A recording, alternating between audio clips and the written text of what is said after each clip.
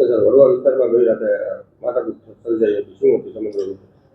Nilambag police સ્ટેશનના જે વડવા પાદર દેવકી ચબુતરાની જે સામે જે છે ત્યાં ગઈ રાતે એક માથાકૂટ થયેલી, જેમાં હકીકત એવી છે કે આ કામના જે ફરિયાદી અમીર ખાન જે છે તેના ભાઈ અને ત્યાં જે છે 3 થી 4 જે લારી જે છે તે રાખી અને રાતના વેપાર કરતા હોય છે.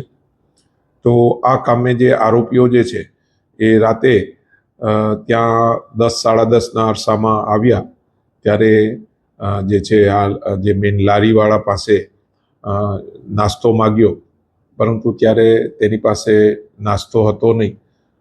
તેનાથી તેઓએ ના પાડેલી, જેનું બંદૂક રાખી આ લોકો જે છે આરોપી સાહિલ, નદીમ, એઝાઝ, ઈજુ, સજુ અને અકીલ તેમજ બીજા જે છે કુલ 10 આરોપીઓ હાથમાં જે છે છરી તથા પાઇપ લઈ એકસમ થઈ અને આ વિસ્તારમાં જે છે ત્યાં આવે છે અને આ લોકોને ધાક ધમકી આપે છે, તેમજ જે છે તેની લારીઓ જે છે તેને ઊંધી વાળી દે છે અને તોડફોડ કરે છે અને આશરે 10,000ની કિંમત જે છે તેના 10,000 રૂપિયા તે લઈ લે છે.